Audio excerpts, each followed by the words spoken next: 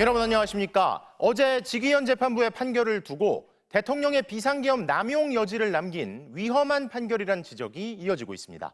12.3 비상계엄에 대해 실체적, 절차적 요건을 갖추지 못한 위헌 위법한 계엄이라고 지적하면서도 그 요건을 사후에 따져 내란죄를 판단하는 건 바람직하지 않다고 한 건데요. 어제 1심 판결에 의아했던 부분들 오늘 집중적으로 짚어보겠습니다. 먼저 윤상문 기자가 보도합니다. 윤석열 전 대통령의 혐의는 내란 우두머리, 대통령의 불소추 특권조차 적용되지 않는 중범죄인 내란의 법적 정의 자체가 국헌 문란 목적의 폭동입니다. 검찰이 기소한 요지도 윤 전 대통령이 국헌 문란의 목적으로 위헌 위법한 계엄을 선포한 뒤 폭동을 일으켰다는 것이었습니다. 그런데 직위원 재판부는 판결문에서 비상계엄이 실체적, 절차적 요건을 갖추지 못하면 내란죄의 요건을 충족하는 것으로 보는 견해가 있을 수 있다면서 실체적 요건을 사후에 심리해 내란죄를 판단하는 것은 바람직하지 않다고 했습니다. 대통령의 판단은 존중되어야 합니다. 이를 섣불리 사법심사 영역으로 가져오는 것은 자칫 필요한 경우 판단을 주저하게 만드는 저해 요소가 될 수 있고, 그러면서도 윤 전 대통령의 계엄 선포가 요건을 갖췄는지는 따져볼 수 있다고 하면서 12.3 비상계엄이 헌법과 계엄법을 어겼다고 지적했습니다.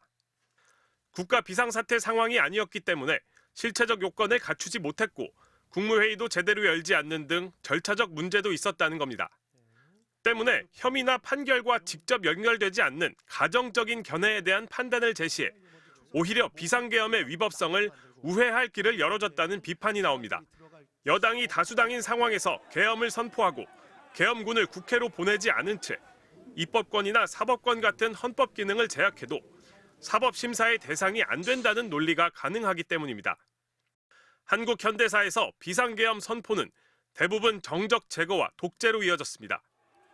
12.3 비상계엄 선포는 실체적 요건을 명백히 흠결한 비상계엄 선포입니다. 그렇기 때문에 고도의 정치적 결단은 대통령의 어떤 판단이 존중되어야 된다는 논리는 여기에 맞지 않는다라고 생각됩니다.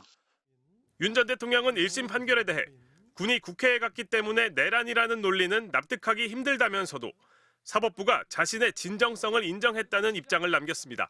MBC 뉴스 윤상문입니다. 어제 하루 종일 침묵했던 국민의힘 장동혁 대표가 오늘 기자회견을 통해 입장을 냈는데요. 당 안팎에서 요구해온 저류는커녕 계엄은 내란이 아니라고 주장해 논란이 일고 있습니다. 윤 전 대통령과 윤 어게인 세력이 줄곧 해온 주장들을 그대로 옮긴 겁니다. 김세영 기자가 보도합니다. 12.3 비상계엄을 내란이라고 인정하며 1심 재판부가 윤석열 전 대통령에게 무기징역을 내린 지 하루가 지나 긴급 기자회견을 연 국민의힘 장동혁 대표. 장 대표는 계엄은 곧 내란이 아니라는 주장을 뒤집을 충분한 설명을 내놓지 못했다며 사실상 사법부 판단을 부정했습니다. 저는 판결문 곳곳에서 발견되는 논리적 허점들이 직위원 판사가 남겨놓은 마지막 양심의 흔적들이라고 믿습니다. 무죄 추정의 원칙을 강조한 장 대표는 당내에서 요구해온 저륜에 대해서도 거부 의사를 명확히 했습니다. 대통령의 이름을 이용하는 세력, 대통령과의 절연을 앞세워 당을 갈라치게 하는 세력, 단호하게 절연해야 할 대상은 오히려 이들입니다. 헌정 질서를 파괴하는 세력과 단호히 선을 긋겠다고 한 송원석 원내대표와는 정반대의 메시지를 낸 겁니다. 장 대표는 당시 민주당이 탄핵과 예산 삭감으로 소리 없는 내란을 해왔다는 윤 전 대통령의 주장을 되풀이하는 동시에 부정선거론을 지지하는 듯한 발언도 서슴지 않았습니다.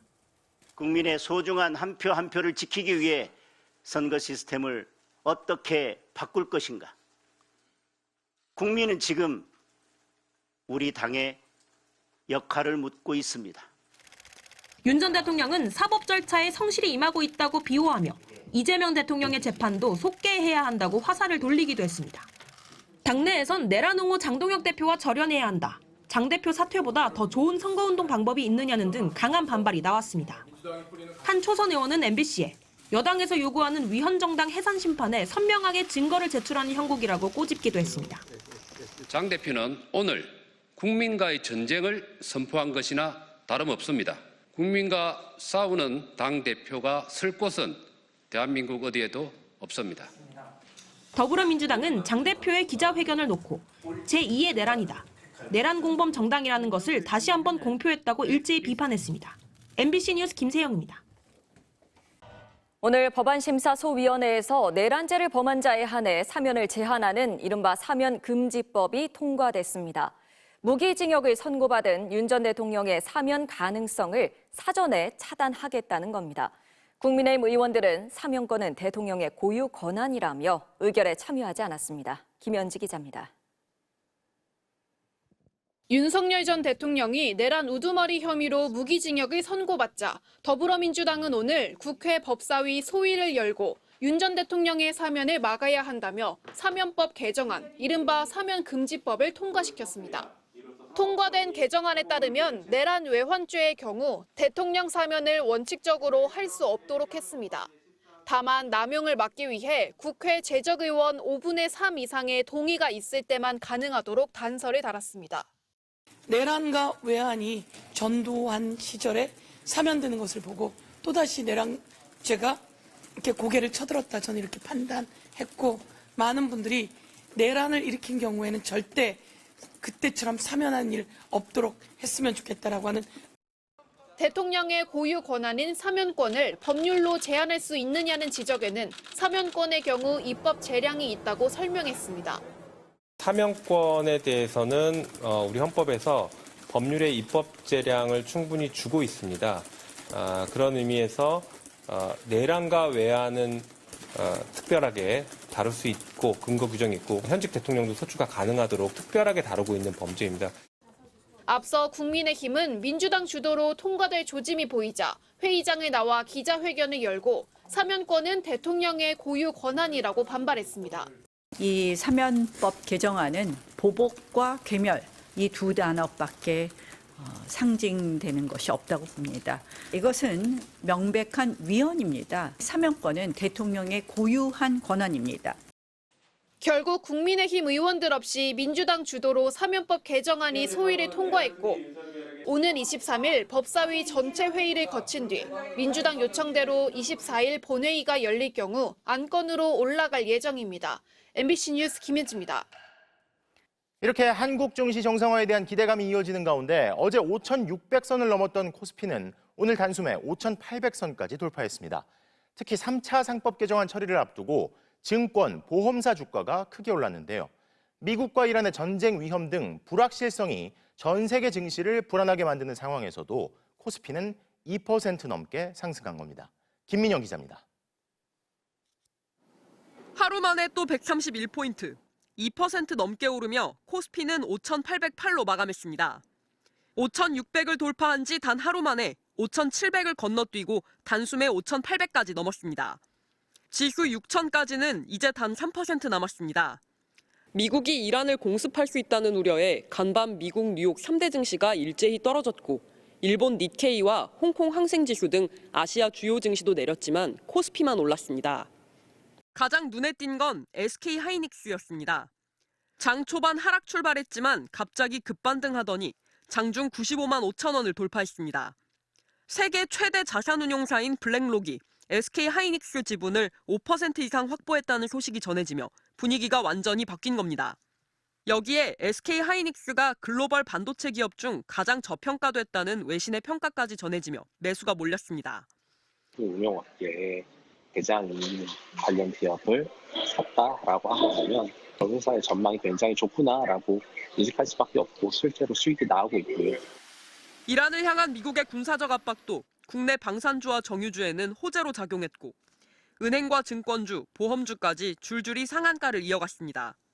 자사주 소각을 의무화하는 3차 상법 개정안이 빠르면 다음 주 국회 본회의에서 통과될 거란 기대감에 시장이 먼저 반응한 겁니다.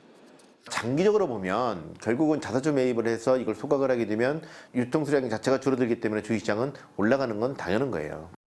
내년까지 반도체 가격 상승이 이어질 거란 전망 속에 웬만한 악재엔 흔들림 없는 모습이지만 미국의 이란 공습 등 언제든 시장이 조정을 맞을 수 있다는 점에는 대비해야 합니다.